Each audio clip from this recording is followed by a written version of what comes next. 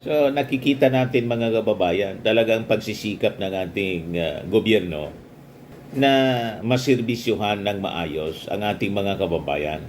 Hindi lang yung mga pinakang mahihirap, kundi pati yung nasa middle income family na close to bankruptcy.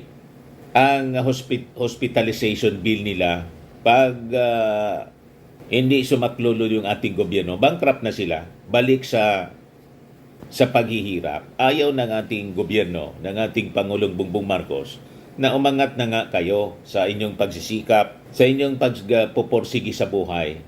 Pagdating ng oras, dinapuan ng sakit, nagkasakit yung isa ninyong member ng family, balik kayo sa pagiging bankrupt, balik sa kahirapan kasi naubos na lang yung kanilang pinundar sa bayad sa ospital. May mga ganun po, mga kababayan, na experience tayo. Di ba po? So ito yung gustong i-address ng ating gobyerno, mga kababayan. Na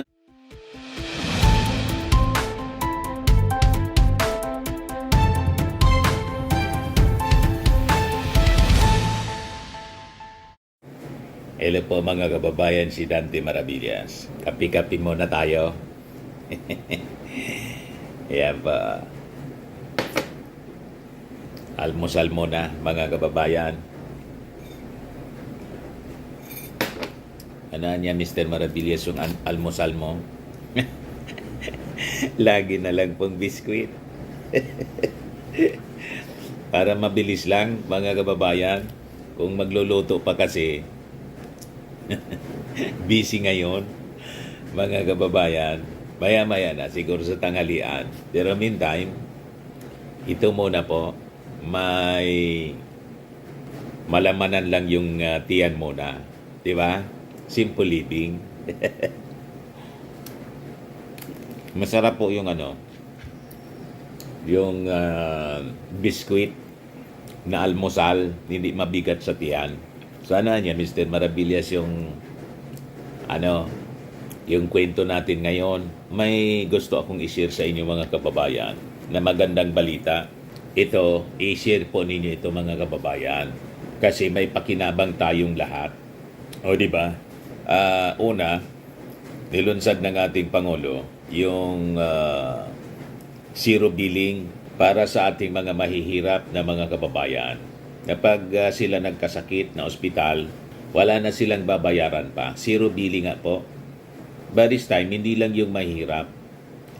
In-expand siya mga kababayan ng ating pamahalaan. Ito ngayon yung in-announce kahapon ni Executive Secretary Ralph Recto. Pati yung middle class, may zero billing na rin po. So, ikalat po ninyo itong magandang balita para aware yung lahat. So, ito yung ating pakiusap sa ating mga kababayan na nanonood sa atin ngayon, lalo yung mga Marcos supporters. Siyempre yung yung mga DDS po hindi magsishare nito, pero magkikinabang din sila. Ano ba? Ang gagawin nito mga DDS, mananahimik na lang sila, i-ignore nila na parang walang nangyayari. Walang nangyayaring maganda. Kasi ang nasa isip lang nila mga kababayan, si Digong, tay kami naman. Yung kampanya nila mga kababayan, nagsi-signature campaign para i-petition ang pagpapabalik kay Digong dito sa Pilipinas na sabi nga natin, imposible na yan na mangyari mga kababayan unless si Digong dumaan sa trial at mapawalang sala. Yun lang ang pag-asa. Kung mapawalang sala, pag inarap mo sa trial si Digong, aamin. Ano ba? O ngayon, so balikan natin itong ating topic na zero billing kasi napakaganda itong balita para po sa atin. Yan government Zero hospital bill also for middle class. Ito yung in-announce mga kababayan ni Executive Secretary Ralph Recto. Sabi po dito sa balita ng Philippine Daily Inquirer, middle class Filipinos who are one hospitalization away from bankruptcy should also equally benefit from the zero balance billing policy being implemented in selected government hospitals according to Executive Secretary Ralph Recto. Pati po middle class, kasi yung middle class, di ba yung objective ng ating gobyerno, ng ating Pangulong Bongbong Marcos, na kaya nga nag-implement siya ng mga programs para ibangon po yung buhay ng ating mga mamamayan, ng ating bansa. And sabi niya, ang pangarap ko sana niya, tulad ng pangarap ninyo, maiahon ang ating bansa, ang ating mga mamamayan sa kahirapan. At ang objective po, maging middle class income country yung ating lahat ng ating mga mamamayan. Ibig sabihin, sana ma-achieve natin na yung mga dating napakahihirap nating mga kababayan, malampasan na nila yung kahirapan at mapunta na sila doon sa middle income class family. Pero sa buhay po talagang may mga trials na dumarating sa ating buhay. Minsan na-achieve na natin yung ating pangarap na umangat, tumatama naman po yung mga pagsubok tulad po ng pagkakasakit ng isang member ng family. Alam naman po natin ang gastos pag ang tao, pag tayo'y nagkakasakit, talagang libo-libo po. Naalala ko yung aking yung nanay ni Mrs. nang itakbo namin sa ospital, 150,000 agad, mga kababayan. 2 days lang, ganun katindi ang gastos, mga kababayan. Sabi nga, bawal magkasakit. Kaya priority ng ating gobyerno talaga yung health services. In comes now this report na sabi ko sa inyo, i-share po ninyo sa inyong mga kaibigan, kakilala.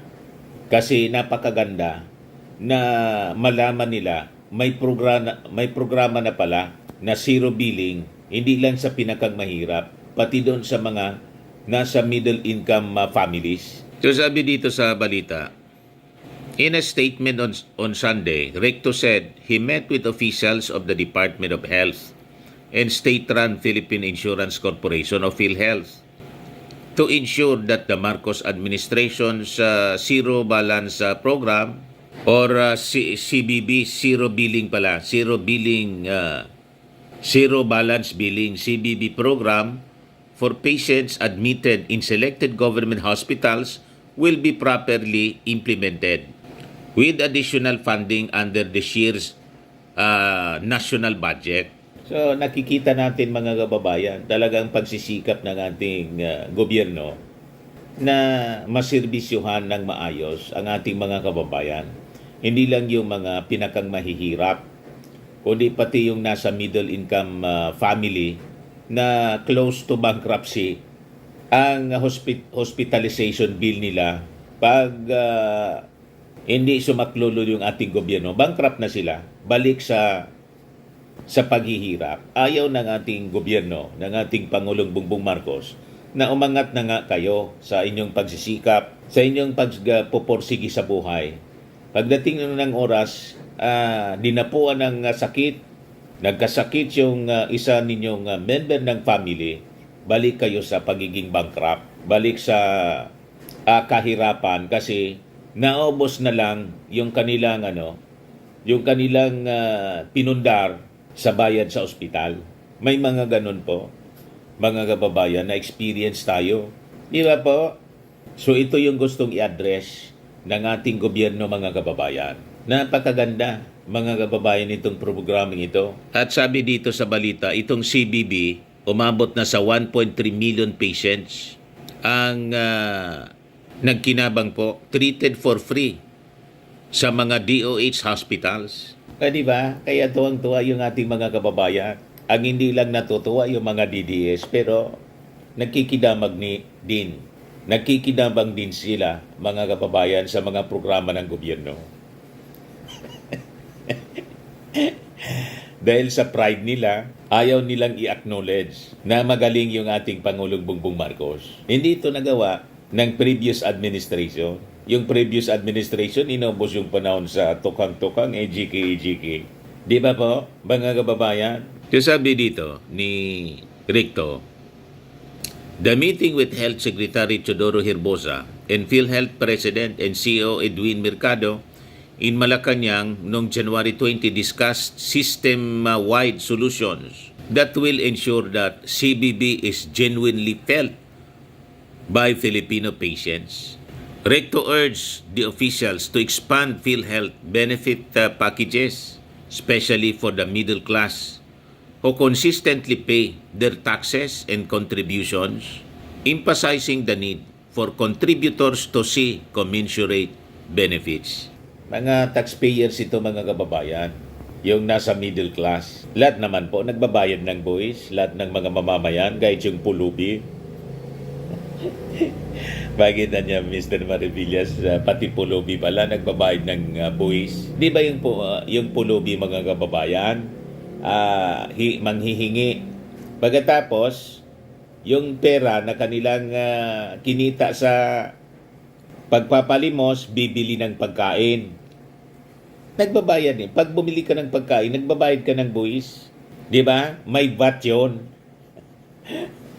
Walang ligtas po sa buwis ang ating mga mamamayan. Hindi nga sila pumupunta sa BIR para magbayad ng buwis. Pero yung value-added tax imposed on commodities, yung mga binibili natin na pagkain, tingnan ninyo, may VAT. Di ba? Pero itong sa middle income class, ito nagbabayad talaga ng buwis, mga kababayan. Mula sa kanilang salaries. Yung mga multi-millionaire po, billionaires, hindi man yan actually nagbabayad ng buwis, nangunguliksyon lang. Parang BIR. Grabe naman niya, Mr. Maravillas. Di ba yung mga negosyante? Sila yung pinakang malalaking taxpayers. Oo nga po, pero kinulikta sa atin. Yung mga may-ari ng mall, tama, nagbabayad sila ng buwis. Pero yung buwis na binabayad nila, pinatong doon sa renta, doon sa sa mga commodities na binibinta nila sa atin. May patong na yun na buwis. Kinokoleksyon lang nila yon para ibayad nila. So in effect, pag tiningnan ninyo, collector din sila ng buwis para parang BIR. Katulong ng BIR sa sa pagkokoleksyon ng buwis. Pero hindi yun galing sa kanilang sweldo. Galing yun sa kinita nila mula sa sweldo ng mga mamamayang Pilipino na nasa middle class, middle income families. Di ba? Kaya mayaman yung mga negosyante kasi yung buwis na binabayad nila sa gobyerno, mula yun sa atin.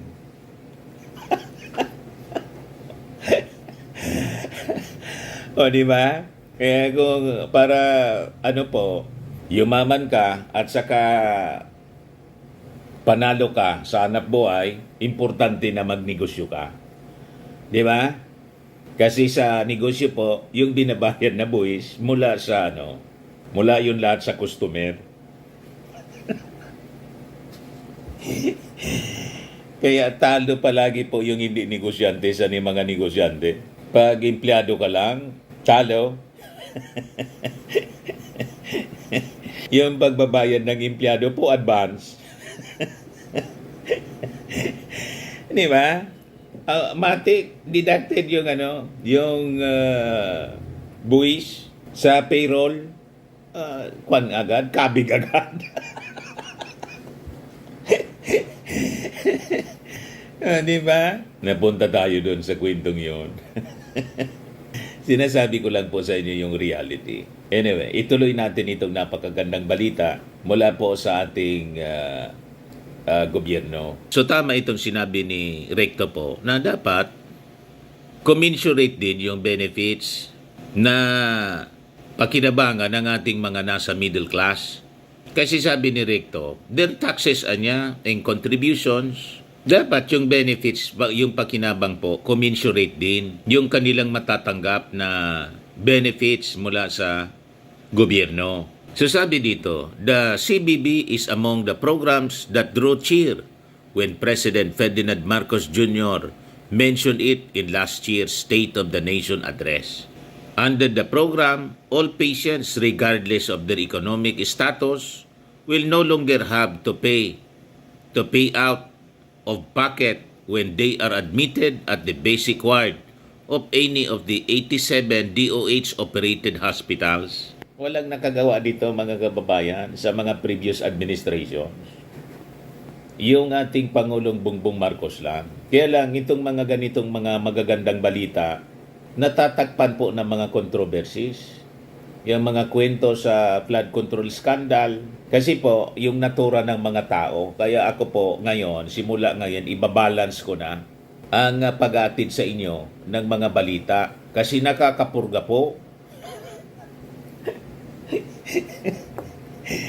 Yung mga balita sa sa politika, nakakapurga na po, lalo yung mga pinagagawa ng mga DDS ni Sara Duterte.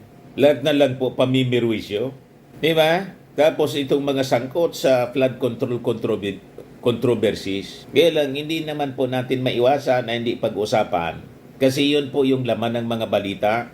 Yung mga tao, mas ginugusto nila. Kaya tayo po, sa totoo lang, mabagal yung pag-asenso ng Pilipinas. Kailangan talaga ma-change yung mindset natin. Nakita ninyo itong mga mayayaman kung bakit mayayaman sila, mga negosyante. Hindi sila nakikialam po sa politika. Yung mga balita sa mainstream, hindi man nila ang pinapansin. Yung mga mayayaman, ang mga mayayaman po, busy sila yung utak nila, ang naglalaro, lahat paano paunlarin ang kanilang mga negosyo, ang kanilang mga buhay. Yun ang tutok nila. Yan ang mga controversies na nababasa natin sa social media, napapanood natin sa telebisyon. Wala bang pakiyan, mga mayaman dyan? Pala man na niya kayo, basta't kami, magninegosyo kami. Kaya sila mayayaman. Ganun po. Ito yung dapat na baguhin natin sa ating mga pag-iisip, sa ating buhay po. We encourage you ito, napakagandang balita.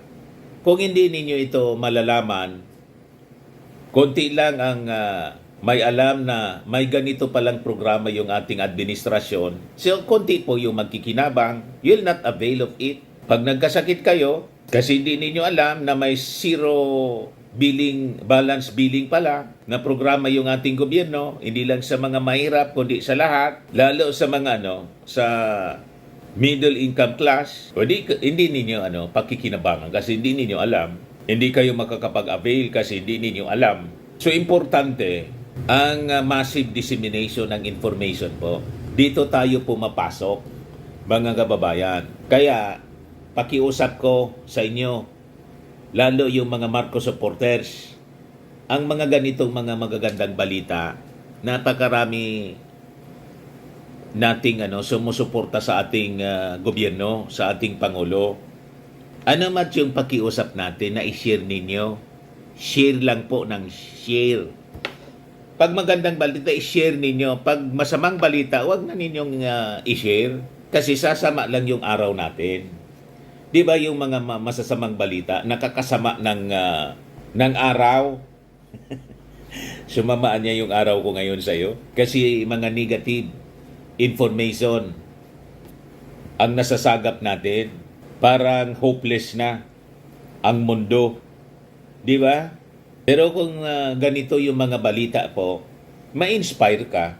Kaya nga yung mga success coach, mga kababayan, na alala ko, nung nag-attend tayo ng mga seminars about success in life. Alam ba ninyo, kaya nabago yung buhay namin.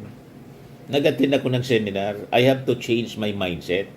Nang ma-change po yung aking mindset, ayun, biglang gumanda. Nainggit naman ngayon yung iba sa akin kasi gumanda na daw yung buhay namin. Isa pa yun, alisin natin yung inggit sa ating katawan. Gusto mong gumanda yung buhay mo, alisin mo yung inggit sa katawan. Yan ang una mong gawin. Dapat matuto ka na mag-appreciate ng success ng ibang tao. Pag nakita mo yung neighbor mo na umaasenso, huwag kang mainggit. Ang gawin mo, kaibiganin mo, kausapin mo, bakit siya umasenso. Baka i-share pa sa iyo yung pinagdaanan niya. Kung bakit gumanda yung buhay niya. Pero kung inaway mo kasi nainggit ka, nakita ninyo ang epekto? Ang mangyayari niyan, yung neighbor mo, lalo isang aasenso, ikaw, stagnant yung buhay mo. Kasi nga, yung mindset mo, inggitero ka. Kaya ako po, hindi ako nainggit sa mga umaasenso sa buhay. Tinatanong ko kung bakit umasenso sa buhay para gayahin. Gaya-gaya lang po dito sa buhay. Sa mundo po, gaya-gaya lang po. Kita ninyo yung Jollibee, ginaya lang sa McDo.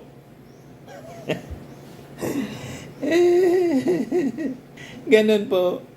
Yung SM, saan ginaya? Sa Walmart. Gaya-gaya lang po. Gayahin yung mga magaganda. Yung pangit na mga pangyayari sa buhay, iwaksi natin. So ito, magandang itong balita na dapat ninyong malaman, pakinabangan ng inyong mga mahal sa buhay. Kaya iyon ang aking pakiusap sa inyo. I-click subscribe na rin po ninyo itong ating YouTube channel, Life with Dan TM. And hit the notification bell para pag mayroon tayo mga bagong uploads, matik, may notification po kayo. Tama po? So napakaganda ito pong balita. Hospital and professional fees incurred by patient under the CBB are shouldered by the applicable PhilHealth benefit package, while the balance is charged to the DOH hospital's budget for maintenance and operating expenses. Kaya zero billing, balance billing po. Wala ka nang babayaran. Uwi ka na lang. Pag magaling ka na, ini yung the usual na nangyayari. Gumaling yung pasyente, pero lubog ka naman sa utang. So magkakasakit ka uli.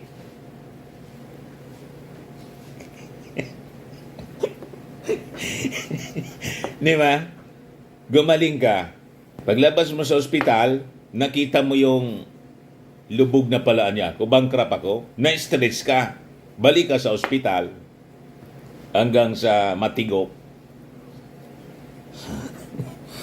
O di ba?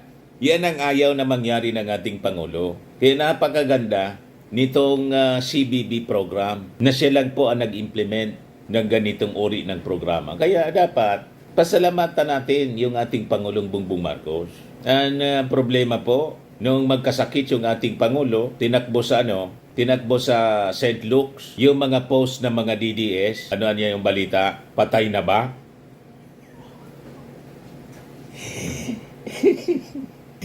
Ganon, nagwiwi sila na sana yung ating Pangulo daw matigbak na. Yan ang masama sa inyo. Kaya hindi kayo binibless na nag-iisip lagi ng masama sa kapwa, lalo na sa ating Pangulo. Pero kami po, ang aming wish para kay Digong, sana malampasan pa ni Digong yung haba ng buhay ni Enrile.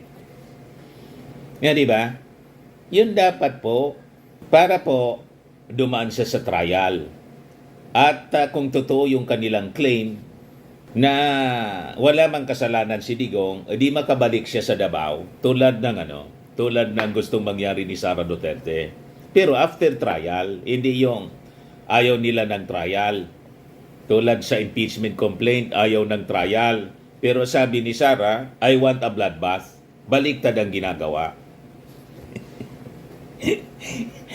Ano ba po, mga kababayan? So ito pa, yung mga detalye nito na CBB. The CBB, however, only applies to basic or ward accommodation. When a patient chooses to be transferred to a private room, regular PhilHealth benefits will, with co-payment, will apply, which means the patient must pay a portion of the bill based on room rates and services. While private hospitals may implement the NBB, only 10% of the bed capacity in private hospitals can be allocated toward accommodations, thus limiting the program's coverage compared with DOH retained hospitals. Kaya kailangan yung pasyente ninyo, dali ninyo doon sa mga DOH hospitals na may CBB para zero billing kayo. So sabi dito, the DOH CBB is different from the no balance billing NBB of PhilHealth, which was implemented in 2011. This policy, however, only covers members and dependents who are considered indigent, sponsored, domestic workers, senior citizens, and lifetime PhilHealth members. Based on a study by the Philippine Institute for Development Studies, middle-class families comprise 46.8% of the country's population of almost 114 million in 2025. So under the DOH budget, 1 billion pesos has been allocated for the expansion of the CBB in selected secondary and tertiary hospitals run by the local government units. Meanwhile, each of the 4 specialty hospitals, namely Lung Center of the Philippines, National Kidney and Transplant Institute, Philippine Heart Center of the Philippines, and Philippine Children's Medical Center will also receive an additional funding of 1 billion to expand the CBB. The University of the Philippines, Philippine General Hospital has also been provided 800 million for CBB. So sabi po ni Recto, closer coordination among national agencies and LGU is key to ensuring that healthcare financing reforms translate into tangible relief for patients across income groups. So importante, mga kababayan, malamig na yung kape ko sa kakakwento. Anyway.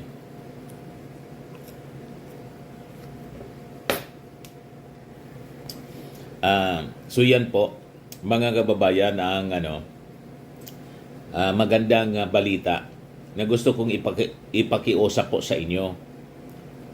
Ang pakioron ko tabi, mabikol na una ako, para sa mga taga-Digdisa mo, sa Bicol Region. Ang pakioron ko po sa Indo, mga kababayan kong Bicolano, i-share ninyo itong i-share sa satuyang mga kababayan, sa mga barkada nindo, kamidbid nindo, itong video na ini para dakulan makaisi, dakulan magkinabang.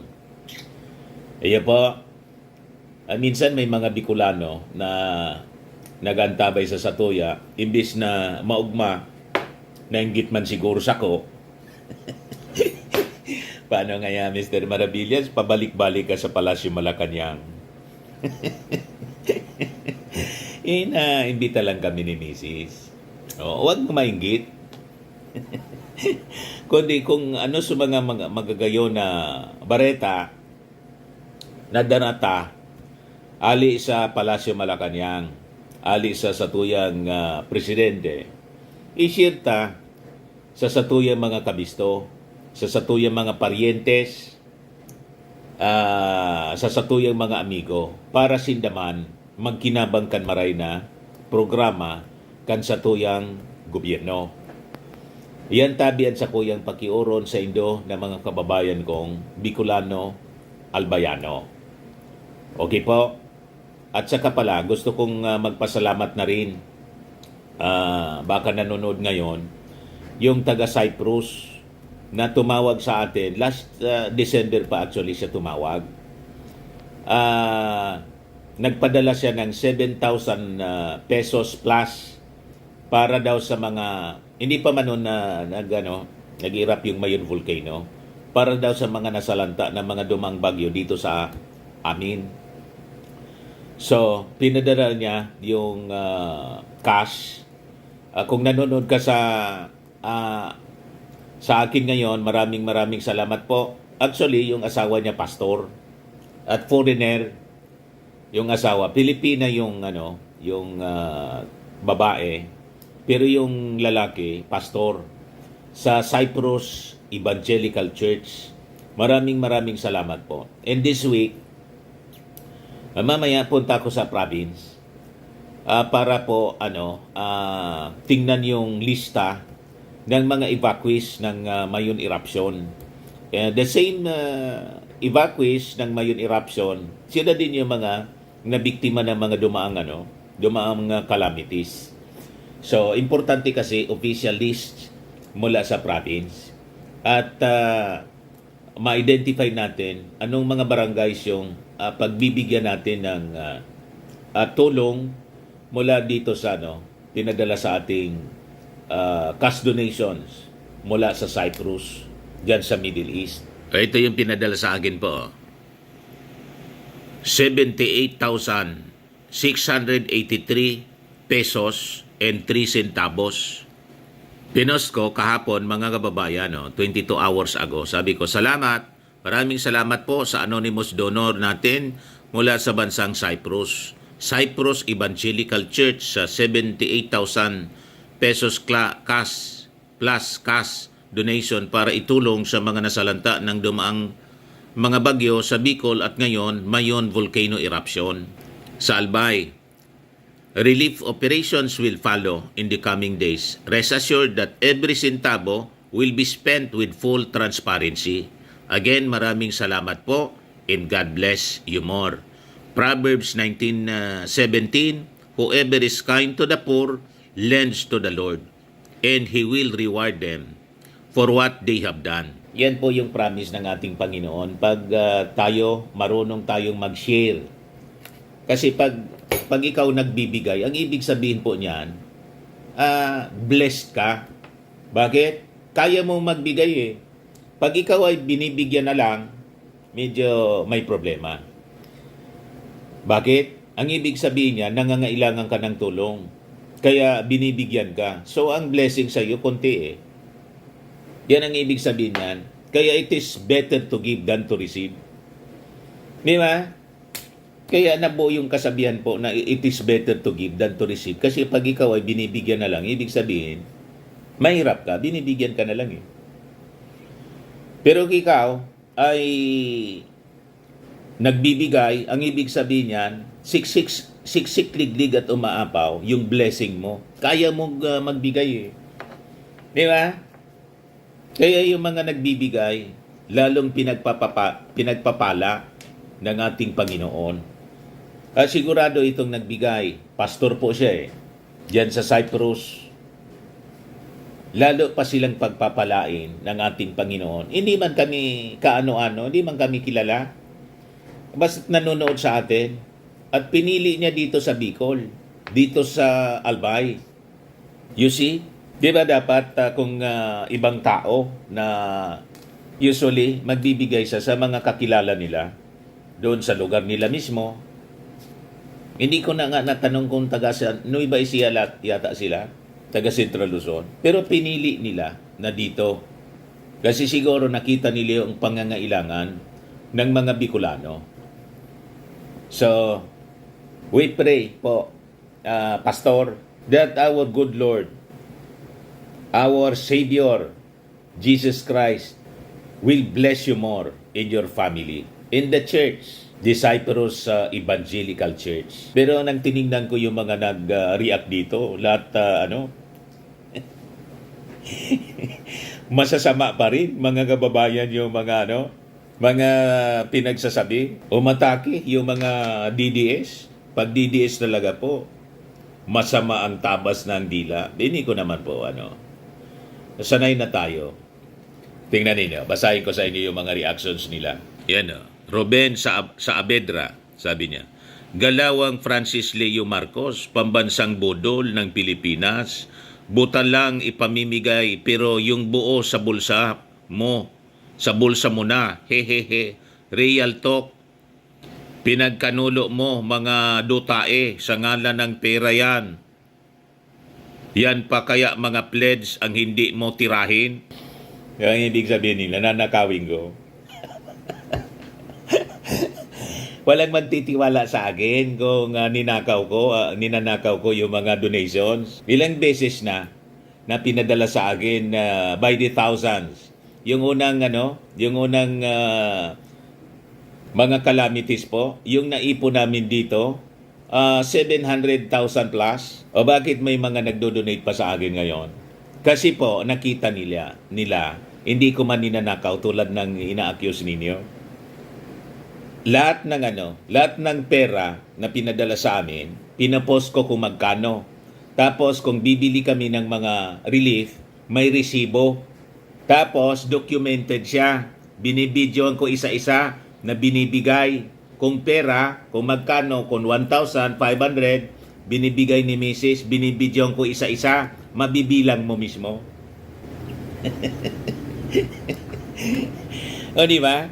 40 years ko na itong ginagawa dito sa amin nung nasa mainstream media ako.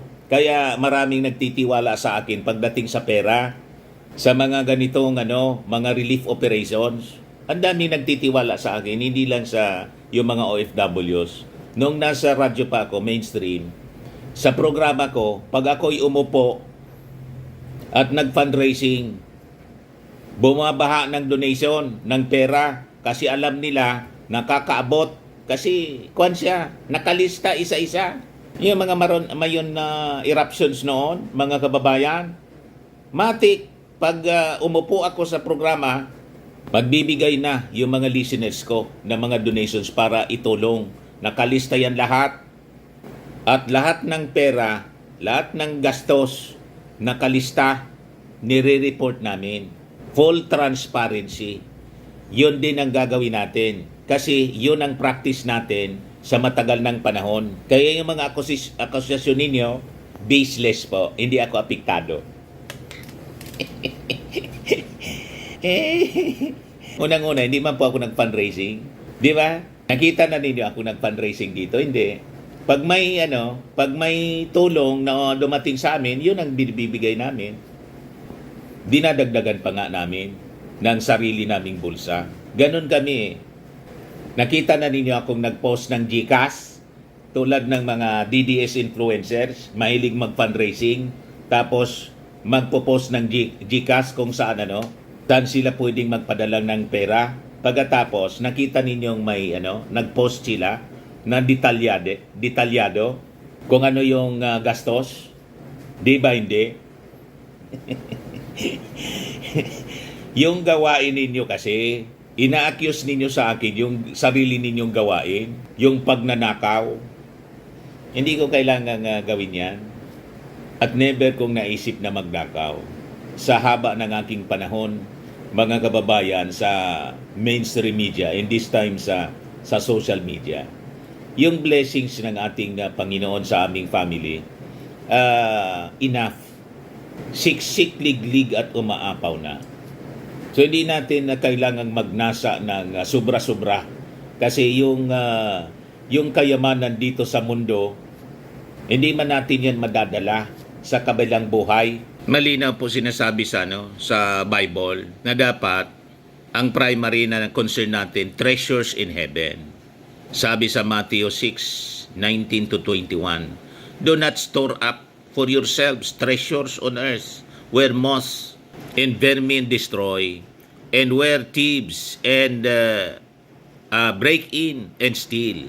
But store up for yourselves treasures in heaven, where neither moth nor rust destroys, and where thieves do not break in or steal. For where your treasure is, there your heart will be also. Kaya naintindihan natin yung pastor na nanonood sa atin dyan sa Cyprus. Yung kanilang church, hindi nag-iipon ng yaman sa mundo, kundi treasures in heaven. So yung yaman sa mundo tulad ng pera, sinishare nila sa kanilang kapwa. At napili nila ako, pinagkatiwalaan nila ako, na ipadaan sa atin. Kasi siguro nakita nila hindi ako magnanakaw. Na-review nila yung mga videos natin. Yan si Mr. Maravillas. In fact, akala ko nga po hindi na matutuloy kasi December pa sila nag-message sa akin. Umabot na yung January, hindi pa man nagpapadala. Never ako nag-follow up. Di ba? Kung iba-iba, nag-irap na yung mayon, magpa-follow up ako. Hindi ko ginawa. Sabi ko, baka nagbago yung isip. Di ba? So naghintay lang tayo. And after lumipas yung ilang weeks, January na, biglang tumawag kay Mrs. nga tumawag. Mr. Maravillas niya, ito na niya, papadala ko na yung pera para sa donations, maitulong mo dyan sa mga nasalanta ng dumaang bagyo, and this time yung sa Mayon eruption. Kaya yung mga akusasyon ninyo na nanakawin ko, hindi po ako affected kasi hindi ko man po gawain ang pagnanakaw. Kaya binabasa ko yung mga akusasyon ninyo. Walang problema. Di i-akusa ninyo akong magnanakaw kung gusto ninyo. Di ba? Hindi ko man kayo mapipigil na akusahan akong pagnanakaw. Importante, hindi ako guilty. Tama? Tingnan ninyo yung mga reactions nila sa post ko. Sabi ni Policarpio, oy, may bago ka na naman sasakyan, Pastor Dante. Yung sasakyan ko po, matagal na, hindi na po bago. Awardee yun sa akin ng RF3 World, yung pagbibinta ko ng yung Firmax, Automax, inaward yun sa akin, MUX. At yung bago, sa anak ko yun, yung Innova, negosyo niya yun, for car rental. Yung anak ko, negosyante, kaya naman nun, dati siyang OFW, kaya naman nun na bumili ng sasakyan. May gym nga Colossal Fitness Gym. Okay pa? Alam na ninyo? Yan mga basers ko po. Sabi ni Jose Daigdigan, bira yata mangyari ang mga defenders ng mga buaya ay honest. Ito pala ito, wala mang profile pic. Lagi ito nagre-react.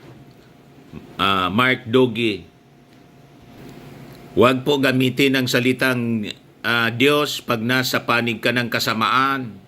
Matthew 7:21, hindi ang bawat nagsasabi sa akin, Panginoon, Panginoon, ay papasok sa kaharian ng langit, kundi ang gumaganap ng kalooban ng aking Ama na nasa langit. Hindi pa ako guilty sa ganon. Baka patama yon kay bagay yon kay Kibuloy. Di ba? Ginagamit ang salita ng Diyos sa kasamaan, nakulong na nga po. Di ba? Hindi tayo guilty sa mga sinasabi ninyo. Itong sinasabi po ninyo, hindi yon sa akin tatalab. Para yon kay Kibuloy. Hindi po sa akin. Sabi ng isa dito, si Olandier Sacrag, pansinin niyo yung resibo, 129.24, naloko na. So ano ang problema ninyo kung 129.24? Resibo naman yan ng SM Store. Date issued 129.24. Wala na akong paki sa resibo ng resibo ng SM kung mali alimbawa yung pizza, yung taon 24 pa. Ang importante nakobra namin. Dati si material, nakobra namin yung pinadalang pera para maitulong dito sa mga nasalanta. Yun lang ang concern namin. Wala kaming paki kung nakasulat doon. Talaga ito mga DDS mga kababayan. Walang matinong pag-iisip, basta lang makaatake, makapanira. Kaya sinagot po ng isa, sabi ni Jules, kung di mo makita ang date, magsalamin. In receipt, it says January 16, Friday, 2026. Yung claim ko, January 16, 2026. Sabi ni Merlinda Moraleja, hindi po yan marunong magbasa ng resibo kaya nga binasa ko mabuti kasi tricky yung unang date. Nag-away-away na. Itong naging donor ko din itong si Merlinda Moraleja. Taga rito ito sa amin pero nandyan sa ibang bansa. May tiwala siya kasi kilala niya ako personal. Taga rito sa amin Kilala niya ako na hindi ako magnanakaw. Ang nag-aakusa man lang sa akin na magnanakaw ako, yung mga DDS, pero hindi man sila tumutulong. Never pa sila na naging donor. Di ba? Yan ang problema po sa mga tao. Yung hindi man nagbibigay ni Singkong Duling, hindi man nagbigay, sila yung masalita at maakusa na ninanakaw yung donation. Pero yung nag-donate po, walang reklamo. Tiwala sa amin, tiwala sa akin mga kababayan. Yan ang si Merlinda Moraleja, taga dito sa amin. Sabi niya, to God all the glory. Praise God. Kita ninyo, kilala niya kasi ako personal. Sabi ni Elizabeth Mangay Arwasa, Amen. Sabi ni Elmar Trinidad, paldo nga kay BBM, paldo pa sa mga members. Pastor pala ito, wala din silang pinagkaiba ni Abante I-compare ninyo si Pastor Benny Abante, Congressman Abante. Si Congressman Abante po hindi nakulong. Yung pastor ninyo si Kibuloy nakakulong. Ano ang ibig sabihin niya? Ano yung kaso? Qualified human trafficking. Pero wala kayong sinasabi. May sinasabi kayo sa isang pastor na congressman na hindi man nakulong, walang kaso. Sino ngayon ang mabuti? Sino ang masama? Yan ang problema sa inyo. May sinasabi kayo sa walang kaso. Sa may kaso, tahimik kayo kasi pari-parehas kayo. May inakusa kasi yun ang gawain ninyo. Yan ang kasabihan dito sa amin. An matinao, maginibo. Ang ibig sabihin, kung sino ang mainakusa, ay siyang may gawa. Kaya mahirap yung akusa ka ng akusa kasi gawain mo. Tama po mga kababayan, para niya Mr. Maravillas, napikon ka. Hindi po tayo napipikon sa mga ganyang patutsada. Sanay na tayo. Kasi unang-una, ano ninyo ako mapipikon? Di man ako guilty sa mga inaakusa ninyo. Di ba? Ayan man lang po. Yung donor natin, rest assured po na bawat sintabo, every single sintabo, dokumentado po. Ipopost ko sa Facebook at bibidyohan natin yung actual distribution. Yung mga resibo, ipopost natin, ipapakita natin dito for full transparency. Pati yung pagbigay, isa-isa, para bibilagin ninyo kung sino yung beneficiary at magkano yung binigay namin, bawat isa sa mga binigyan. At i-compute natin, itutugma natin, ibabalance natin doon sa sa pera na binigay, ipinadala sa amin. Ganon po tayo, ganon po ako. Kaya nagtitiwala yung mga donor sa akin kasi paulit-ulit na nila na ginagawa ito. Kasi kung ninanakaw ko, sino pang magpapadala sa akin? Tama? Huwag kami mga DDS. Mga gawain ng mga DDS influencers, ganon. Post ng post. Nakikita ko po yung mga vloggers ng DDS. Napakahilig mag-post ng GCash. Pangkapian niya, pangkapi. Pangkapi lang, hingin mo pa sa publiko, sa mga viewers mo, kung may hiya ka. Ako di bali, ito na lang, na biskuit. Hindi tayo mangingi ng pagkain. Sa ating Panginoon, oo.